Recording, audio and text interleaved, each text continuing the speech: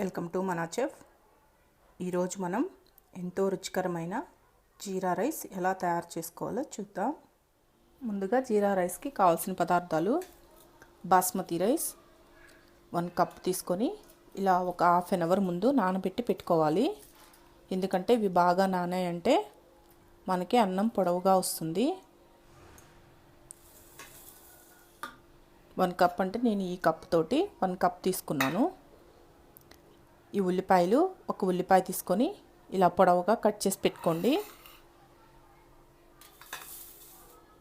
పుదీనా కొంచెం, జీడిపప్పు కొంచెం, కొత్తిమీర కొంచెం, ఒక రెమ్మ కరివేపాకు, పచ్చిమిర్చి 3 ఇలా పొడవుగా కట్ చేసి పెట్టుకోండి. నిమ్మకాయ బద్ద 1, నెయ్యి 2 టేబుల్ స్పూన్లు. ఈ నెయ్యికి బదులు మీరు నూనె కూడా వాడుకోవచ్చు, కానీ నెయ్యి టేస్ట్ ఉంటుంది కాబట్టి నెయ్యి వేస్తున్నాను. ఉప్పు మీ రుచికి సరిపడా. జీలకర్ర 1 టేబుల్ స్పూన్, 3 యాలకులు, ఒక 5 లవంగాలు, బిర్యానీ ఆకు 2, చెక్క ఒక చిన్న అంగుళం ముక్క. ఇవన్నీ రెడీ చేసి పెట్టుకోండి. ఇప్పుడు తయారీ విధానాన్ని చూద్దాం. ముందుగా స్టవ్ ఆన్ చేసుకొని ఇలా ఒక పాత్ర పెట్టుకోండి. దాంట్లో ఒక 2 టేబుల్ స్పూన్లు నెయ్యి వేసుకోండి. ఈ నెయ్యికి బదులు మీరు ఆయిల్ కూడా వేసుకోవచ్చు. టేస్ట్ కోసం అని చెప్పి నేను నెయ్యి వేస్తున్నాను. లేదా నెయ్యి ఆయిల్ 2 కలిపి కూడా మీరు యూస్ చేసుకోవచ్చు. ఇలా నెయ్యి వేడెక్కిన తర్వాత దీంట్లో ఈ ఇలాచి, చెక్క, ఈ లవంగాలు, బిర్యానీ ఆకు వేయండి. వేసి కొంచెం లైట్గా వేగనివ్వండి. ఇక్కడ నేను బాస్మతి రైస్ యూజ్ చేస్తున్నాను కదండి. ఈ జీలకర్ర కూడా వేసేసేయండి. మీరు బాస్మతి రైస్కి బదులు మామూలు రైస్తో అయినా చేసుకోవచ్చు, అది మీ చాయిస్. ఇలా ఈ జీలకర్ర కూడా కొంచెం వేగిన తర్వాత ఈ జీలకర్రని మాడనివ్వకండి.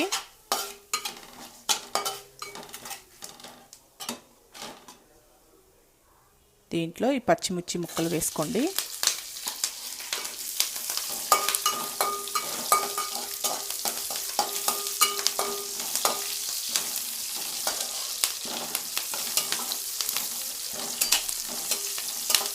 పచ్చిమిర్చి ముక్కలు కూడా లైట్గా కొంచెం వేగిన తర్వాత ఈ ఉల్లిపాయ ముక్కలు వేసుకోండి.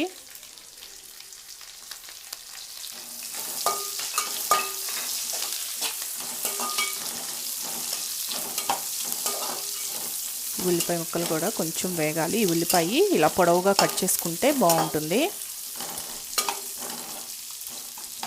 ఈ జీలకర్ర ఈ ఉల్లిపాయ అన్నానికి తగులుకొని చాలా టేస్ట్గా ఉంటుంది. ఇవి కూడా కొంచెం బ్రౌన్ కలర్ వచ్చేదాకా వేయించుకోవాలి. ఇవి కొంచెం ఈ ఉల్లిపాయ లైట్గా వేగిన తర్వాత ఈ జీడిపప్పు వేసేయండి. ఎందుకంటే ఫస్టే వేస్తే మాడిపోతాయని వేయలేదు. ఈ ఉల్లిపాయతో పాటు ఇవి కూడా చక్కగా వేగిపోతాయి.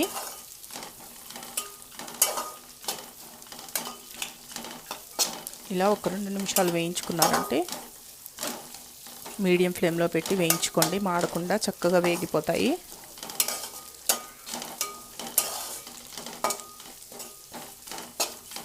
ఇక్కడ నేను అల్లం వెల్లుల్లి పేస్ట్ వేయటం లేదు, ఎందుకంటే అల్లం వెల్లుల్లి పేస్ట్ వేస్తే అంత టేస్ట్ రాదు. ఇక్కడ మనం ఓన్లీ జీరా రైస్ అన్నాం కాబట్టి జీలకర్ర వాడుతున్నాం కదా. మీకు ఇష్టం ఉంటే అల్లం వెల్లుల్లి పేస్ట్ కూడా వేసుకోండి. అంటే కొంతమంది ఇష్టపడతారు, కొంతమంది ఇష్టపడరు కదండి, అది మీ ఇష్టం. కానీ అల్లం వెల్లుల్లి పేస్ట్ ఎక్కువ వేసుకోవద్దు, జస్ట్ కొంచెం వేసుకుంటే సరిపోతుంది మీకు ఇష్టమైతే. ఇవి కొంచెం వేగనివ్వాలి. ఇలా వేగాయి కదా, దీంట్లో పుదీనా వేసుకోండి. పుదీనా, కరివేపాకు, కొత్తిమీర కూడా కొంచెం వేసుకోండి. ఇలా తుంచి వేసేసుకోండి.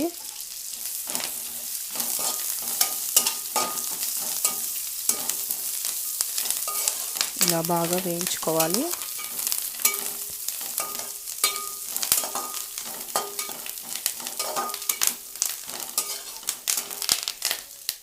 ఇలా వేగిన తర్వాత మీరు ఏ కప్పుతో అయితే తీసుకున్నారో అదే కప్పుతో 1 కప్పు రైస్ అయితే 2 కప్పులు వాటర్ పోసుకోవాలి.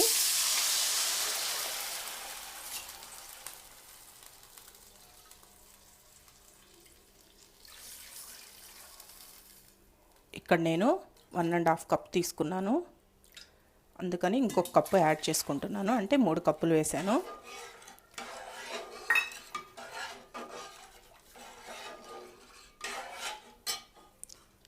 దీంట్లో మీ రుచికి సరిపడా సాల్ట్ వేసుకోండి. మీరు సాల్ట్ ఎంత తినగలరో అంత వేసుకోండి.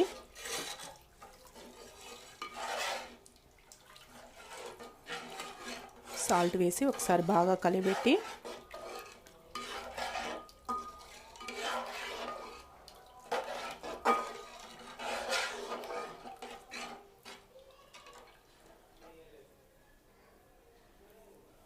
మూత పెట్టేసి ఈ వాటరు బాయిల్ అయ్యేదాకా ఉడకబెట్టుకోవాలి. మూత తీసి చూద్దాం. వాటర్ బాయిల్ అవుతుంది కదా. ఇలా బాయిల్ అయిన తర్వాత మనం 1 కప్పుకి 3 కప్పులు వాటర్ వేసుకున్నాం కాబట్టి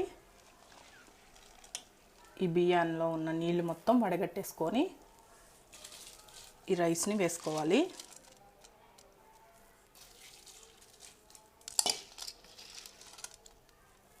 ఇలా మనం ఒక 1/2 అవర్ ముందు నానబెట్టుకుంటే బాస్మతి రైసు చక్కగా పొడవుగా వస్తుంది. రైసు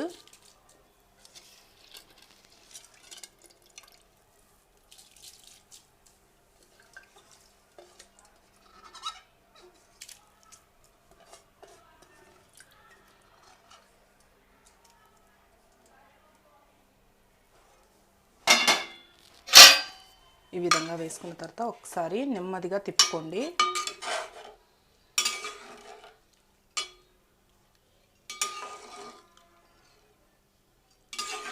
ఇలా తిప్పేటప్పుడే ఒకసారి మీరు ఉప్పు సరిపోయిందో లేదో ఒకసారి టెస్ట్ చేసుకోండి. ఇలా కొంచెం తీసుకొని ఇలా చెయ్యి ఇలా చూసుకున్నారంటే ఉప్పు పర్ఫెక్ట్గా సరిపోయింది.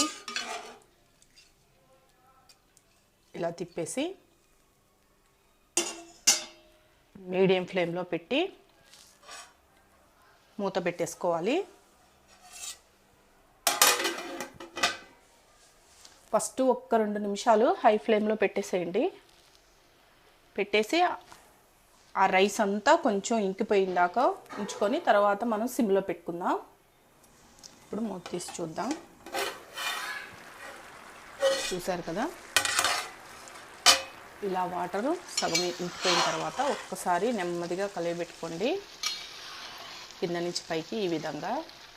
ఎందుకంటే రైస్ విరిగిపోయే ఛాన్స్ ఉంది కాబట్టి మెల్లగా ఇట్లా కిందది పైకి, పైకి కిందది.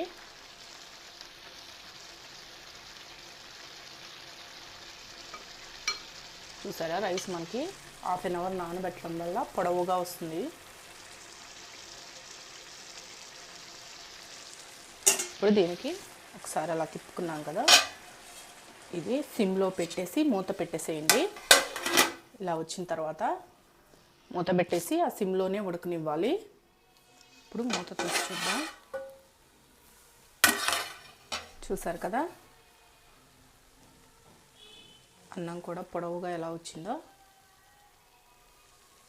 దీన్ని మెల్లగా ఒక్కసారి చిన్నగా పైనుంచి ఇలా మెల్లగా అనుకొని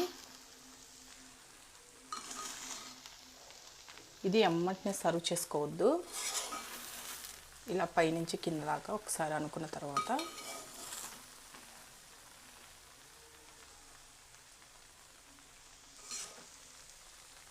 ఈ విధంగా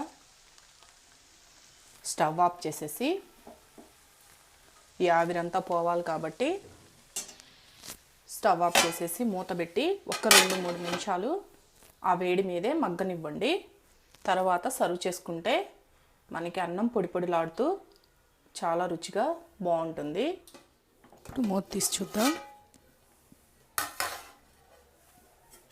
చూసారు కదా, ఒక 3 నిమిషాలు మనం సర్వ్ చేసుకోకుండా ఈ వేడి మీదే ఉంచితే అన్నం ఇలా చక్కగా విడివిడిగా పొడి పొడిగా వస్తుంది.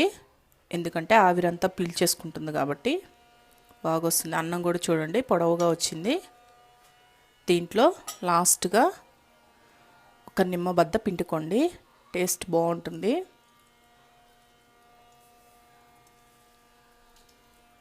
ఒక నిమ్మబద్ద ఇలా పిండేసుకొని సర్వ్ చేసుకుంటే ఎంతో రుచిగా ఉండే జీరా రైస్ రెడీ అయిపోయింది కదా. దీన్ని ఇప్పుడు మనం సర్వ్ చేసుకుందాం. చూసారు కదా, ఎంతో రుచిగా ఉండే జీరా రైస్ రెడీ అయిపోయింది. ఇది ఏ కర్రీలో అయినా చాలా టేస్ట్గా ఉంటుంది.